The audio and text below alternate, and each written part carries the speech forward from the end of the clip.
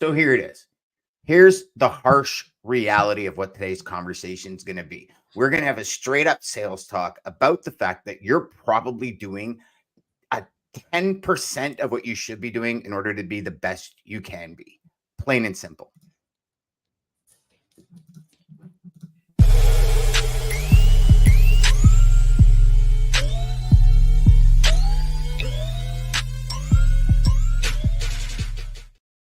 I thought I'd let that sit in for a bit there, Chris. You know what I'm saying?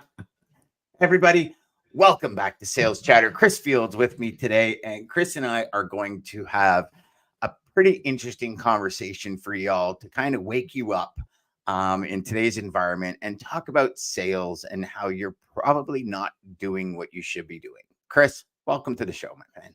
Thanks for having me on, Dan. Looking forward to it. Really love what you're doing and excited for the conversation.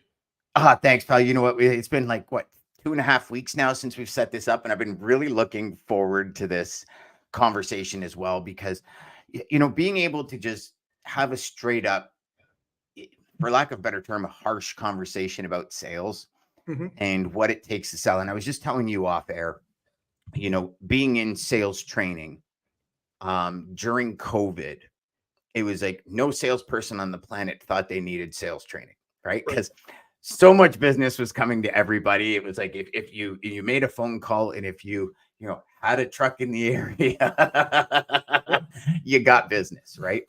And one of the things I remember saying right when COVID hit, I said, I don't know how many times Ryan and I talked about it.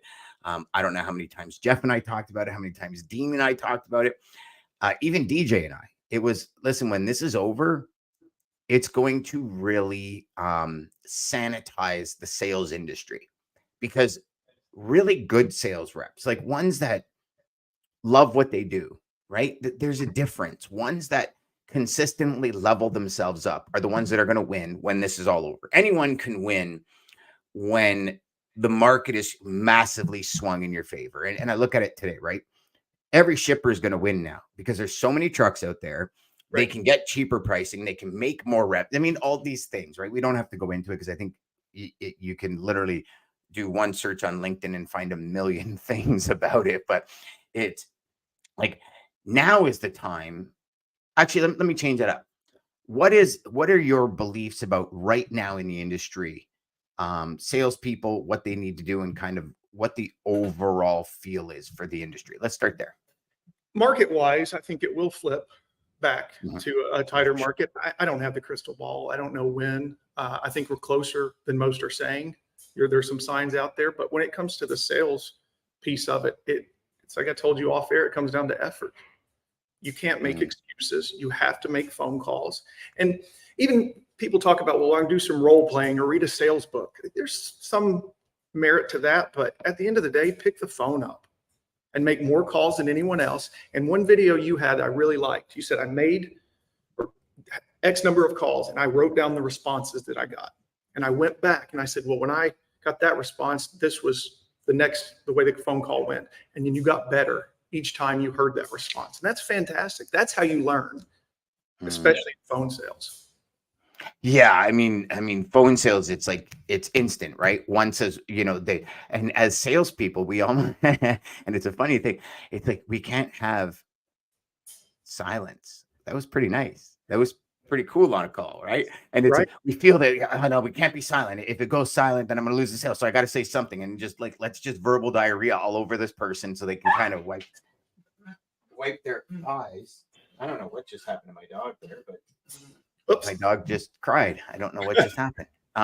Sorry about that. And it's like, we wipe our eyes, and it's just creates this, like, why not?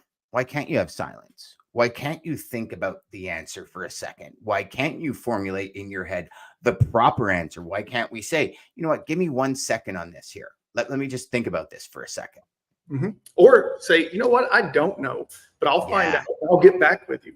That just commands some respect, and not many people do it. And to your point on silence, 2 seconds feels like an hour, but man, it's carrying some weight. Yeah, it should. That's why I was actually, it's funny because I knew we were going to talk about that. So even in the intro, I went, And I just waited for the intro music to start. And I'm wondering how many people went, what happened? Did something go wrong? No. Yep. We're It's in a society now that instant feedback. So if there's yeah. silence, it just throws things off. But I love it. Yeah. Yeah. So talk to me about this. I'd love to hear from you. What are some of the change ups you've done both in your personal sales and kind of talking with your team and working through with your team that are different now than a year ago? I think my attitude is something I've really worked on because I've always had the effort and could run through a dang wall. But there's something to just saying, you know what, when I get up to today's going to be awesome. Something big is going to happen today. And you'd be surprised. That attitude combined with really good effort produces results. So I share that with the sales team, and everybody has bad days. I'm not saying, that doesn't happen, but I think you can push through it. And I think it will show in your book of business and in your results. I agree with that with every fiber of my being, Chris. When I got sick, I got into a very negative mindset. And I believe it made me sicker. I believe it hindered my ability to get better. Like it hindered my recovery, hindered obviously, the mental state that I'm in, people wanting to be around me, a lot of factors. And I can recall even in my corporate world, every corporate world, there was always those one or two sales reps where you're like, dude, you're just poison. Like you're a virus that's spreading like Smith in the Matrix. And we tend to stay away from them, right? Full transparency. I'd walk into the kitchen, that person would be there, be like, I'll come back and get a coffee later. Just Right. no interest in being around them. And I sit there and you ask yourself, why would prospects want to have conversations with you? Right. Why, like, if you're in this, but you're right. We are human. We all get there. We all have those days.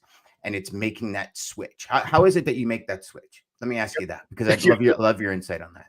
You have to force it, or you just have to tell yourself. And I've gotten as granular as putting a note on my phone so that when I pull it out of my pocket, it says, something like, do something big today, or you've got a lot going for you. Let's do this, and it helps. So it's a little thing, but again, if you don't have the effort, it's pointless. Then you just look a little crazy. Well, so in my old office, okay, I went through and I wrote down the top 200 sayings that I love, right? And the one above my door was, what you do screams so loud, I can't hear a word you say. And then all over my office, I had a buddy of mine in printing print me up, literally probably 2 feet by like 1.5 feet with all my sayings. And I remember getting the box, and they were all rolled up in a box when he sent them to me. And on the box, it said Stuart Smiley's quote.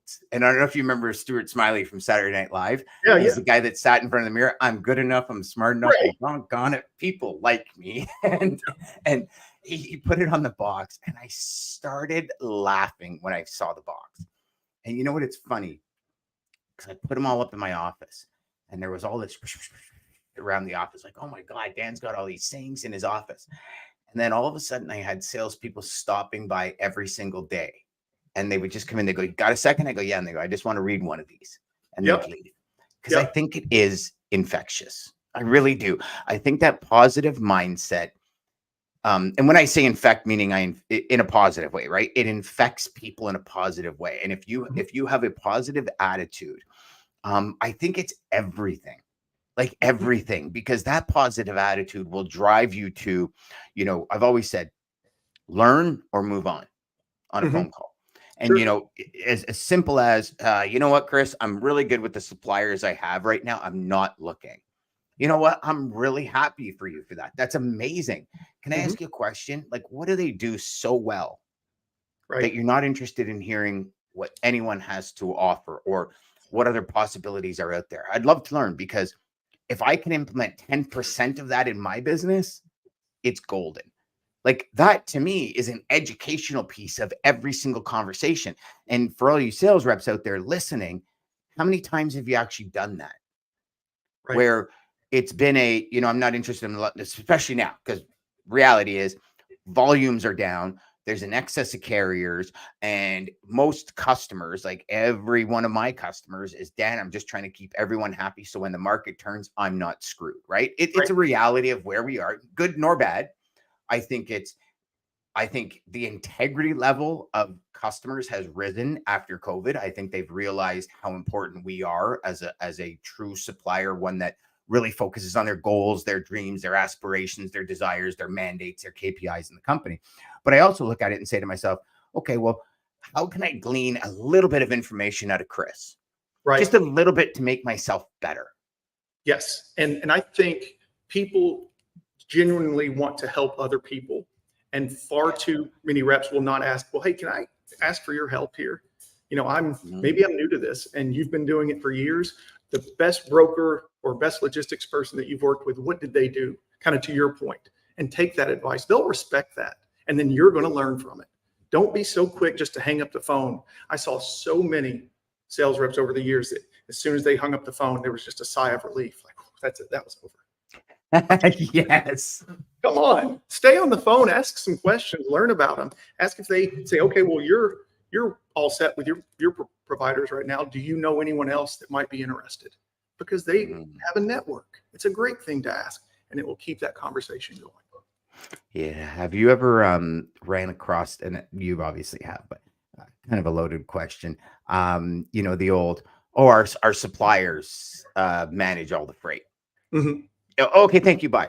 And I'm Right. the one that goes, okay, well, would you mind like throwing me some of their names? And I mean, call a spade a spade. 99.9999.8% of the people say, no, I'm not giving you the people like, I don't even know you, but I ask, because if you don't shoot for the basket, you're never going to score 2 points. It's just the reality of it, or 3. Yeah. So, okay. So we got that covered. So what are some of the, through your experience, obviously your team, speaking to the industry, being on different podcasts, share with us some of the strategies that you had to debunk over the last little while. Strategies we had to debunk. Or ideas or processes or thought patterns that you had to debunk. Sure. I think a lot of people in this industry are big on, well, quality calls are better than quantity. And I'm not so sure on that. Of course, I want quality phone calls, but I want a large number of phone calls as well, so that we can get better and improve our opening, our pitch, our close. But if you sit back and try to do everything on paper and in your head and map it out, and then have one phone call you spent 20 minutes prepping for, and it ends in 10 seconds, 30 seconds, that's a waste of time. So I'm still really big on the quantity over the quality, but obviously a good mix of both. Yeah. And then quantity, when you're talking quantity, I mean, obviously there's a few levels to that, right? How do you get better at leaving voicemails? Maybe more intriguing, maybe a little bit more curiosity based.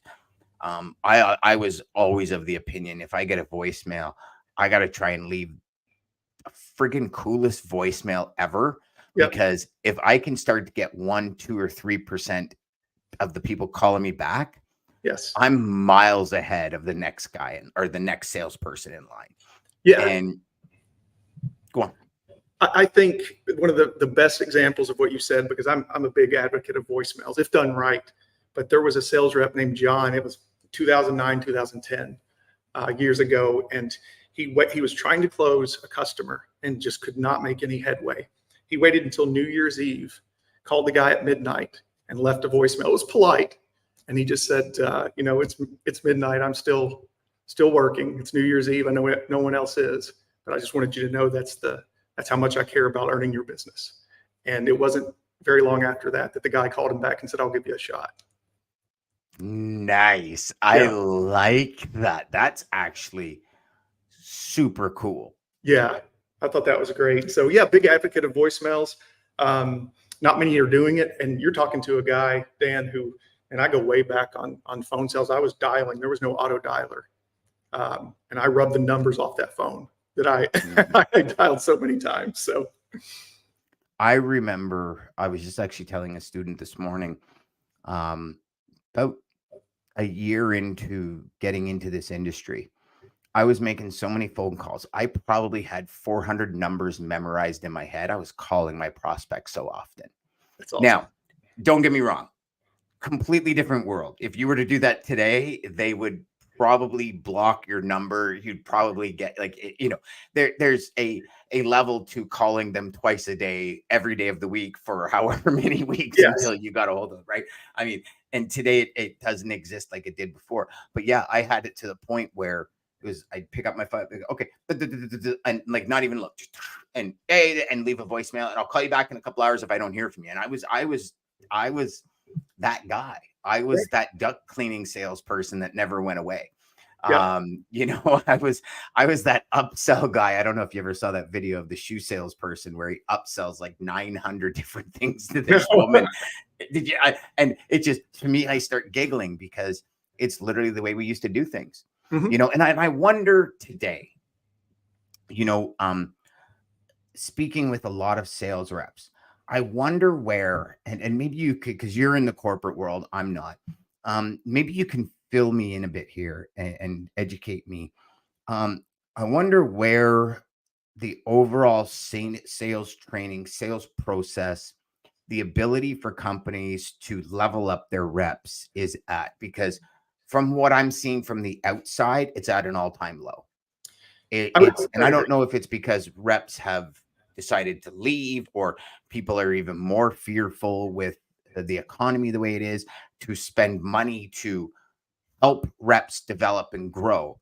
But the amount of phone calls and DMs and emails I'm getting from new reps saying, I work at this company, I've been here a year. It's typically in that 2-year mark. So in the last 24 months, they've started.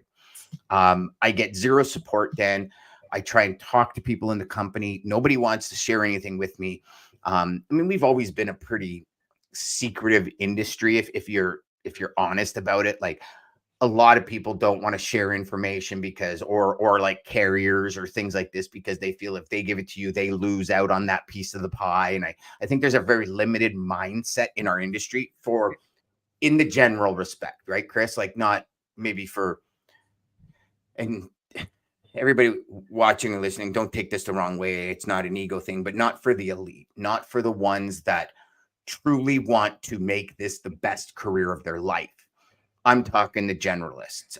There's this sense of if I give you something or if I share this with you, it's diluting my performance. What are you seeing? So you're spot on. So do things that others aren't doing. And if you're making a call or reaching out by email, they expect you to pitch them. So one thing that I used to do is I read industry news and just send them something that might be related to their business. Hey, I was reading this article today. I thought of you guys. It might add some value. They don't expect that. And just what you just said, people are hesitant to share information in our industry. Start sharing information. You have no idea the network you're going to build by doing that. People don't expect it, and people are willing to help you more than you think. And even when it comes to competition, whether it's another salesperson or a company who's a competitor of yours, get to know them. Tell them they're doing a great job. That is powerful, and not enough people are doing it. And we're going further and further into automation, especially with sales training, watching videos or listening to recorded calls. I don't like it. Yeah, I agree with you on that one. I think we as individuals and more importantly as corporations, that's the way we did it 30 years ago. 30 years ago, the sales training was go sit with this sales rep, listen to one end of the phone call. Sometimes later when kind of like a year into it, we had the ability to actually with a second earpiece where we can listen to the whole call. But here's the thing that I found with that is I would sit with a rep, I'd understand their style that worked for them. And I was like, yeah, but that doesn't really work for me. Like, I'm not that type of person. I'm a different style. I speak differently. I communicate differently. I move differently. My voice inflection's different, right? And then what I did is I tried to emulate that person word for word. Now, Yeah. don't get me wrong. I found some results until the customer really found out who I was. And they're like, why are you doing that? Like, why aren't you just being you? And Right. it was this crazy kind of, what do you mean? Like, this is me. They're like, no, dude, when you called me, you were some like crazy out there person. And I realized it was because of people I was sitting with. Right. Yeah. So I even think at this point that's outdated. Mhm. Where it's fine, okay, understand the justice, but then maybe have a conversation after. Well, why did you say that? And when they said this, what made you say that? Like, what was the trigger? What was that piece that made you say, huh, yes, I'm going to say this next? And I think that's where the real learning is. Yes, that's human interaction. And that's one thing that appealed to me when I joined the team at Zell is I felt like the industry was gravitating towards auto responses, especially to carriers. Carriers miss talking to people. If they've been on the road all week, they want to talk to someone. Yeah. So, that's what we were able to do over here is have, someone after hours to be able to speak to them and really help them. So the closer we get back to that human interaction that you and I were used to years ago, I think the better. But I think this automation also makes a really good salesperson even more valuable because the middle is getting too polluted now. But the ones that are the elites, I think, are worth even more. I agree with that. Automation has its places, obviously. Mhm. It has its processes, even things like AI. They have their pros and their cons with everything. I mean, listen, brokers have their pros and cons. When deregulation started and it created the broker market, right? There's always been pros and cons. There will always be pros and cons. There will always be brokers out there trying to make the most for themselves, not worrying about other people. There'll always be brokers out there that worry about other people instead of worrying about themselves, because the mission is to accomplish XYZ for the customer and make sure everybody's happy. I mean, we're all going to be facing these types of situations across the board at every level, Mhm. right? It's a matter of what's the best mix. And I'd love your opinion. My opinion is it's individual. It's Mhm. completely individual. The mix between automation, hands off, hands on, overload, overwork, all this stuff. And it's understanding how those chess pieces work for you and just kind of putting them together to create your own chessboard.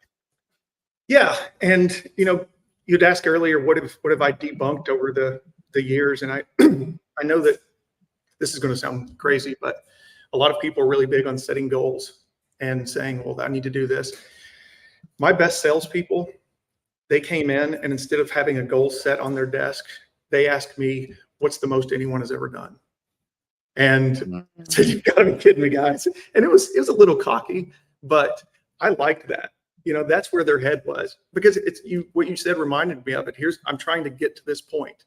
And if person A over here has done that, I've got to do what they did. I've got to do more. So that's great. And if they got there, it means I can get there. 100%. Like this is you look at Roger Bannister and the 4-minute mile and all this kind of stuff, right? Mhm.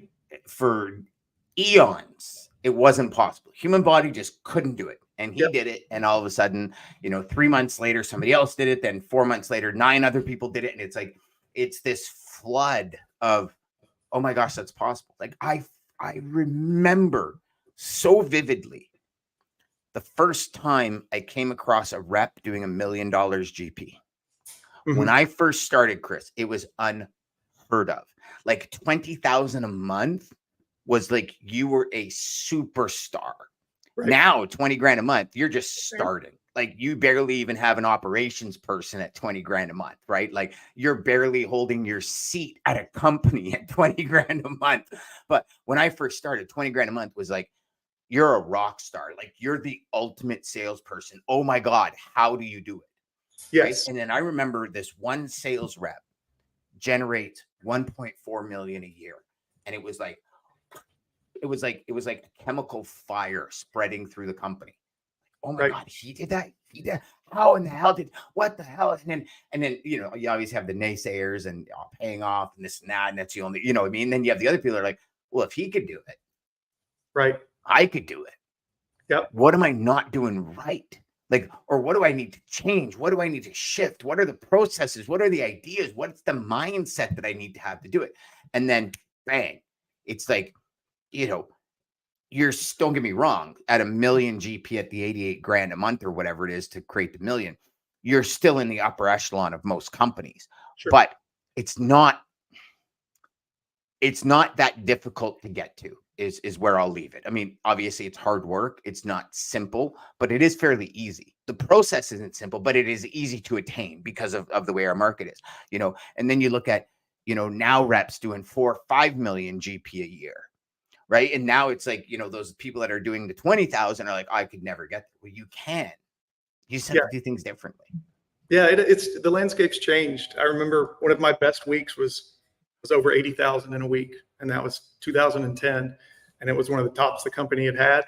And then as the years went on, the reps got better and better, and I'm over here going, well, hey guys, I did a good week years ago, and it was nothing. 6 years ago, that was me.